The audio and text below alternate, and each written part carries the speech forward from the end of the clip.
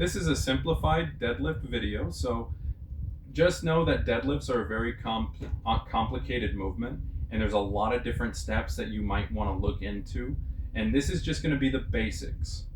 Later on, there'll be another video that helps to break down some of the steps, and you can either combine them all together or work on selectively what you need.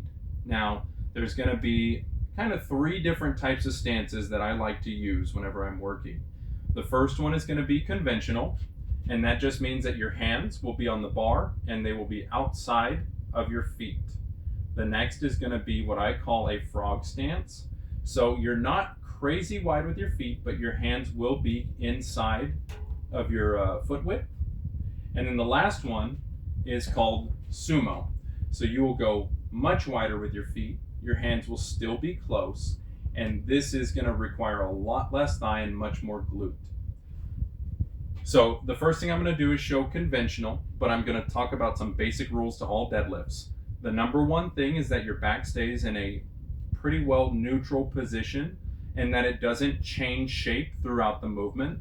So for instance, as I move down, my back is staying still, but I would not want to see this or this. The movement during the movement can be very problematic for your back. The next thing that you really need to pay attention to is making sure that you do allow some knee bend, but you're not squatting with the weight. We are trying to hip hinge, so you want soft or slightly bended knees, and you are moving about the hips. So for the most part, they're not going to drop that low. They're really just going to move back as your knees are staying fairly stable.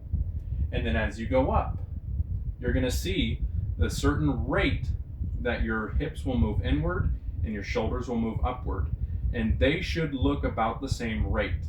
When that rate is different, you could be getting some problems in your deadlift that's going to show some weaknesses. So for instance, my hips and my shoulders move at the same rate in 2 different axes.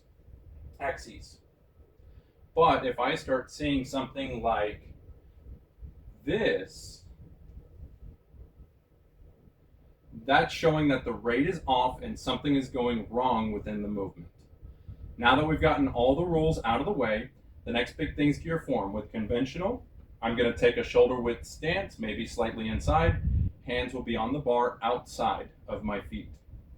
Now I'm going to soften my knees. I'm going to drop my hips back.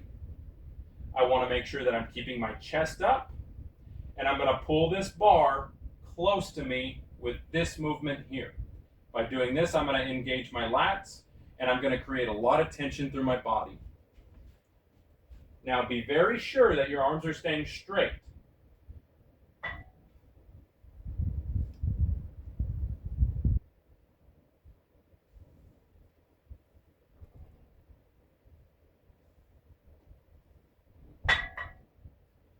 Now the next stance, the frog.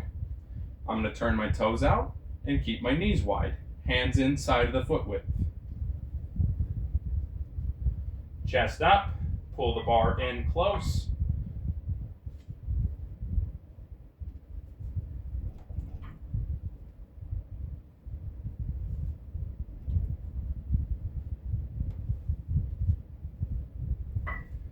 And then the last stance is sumo.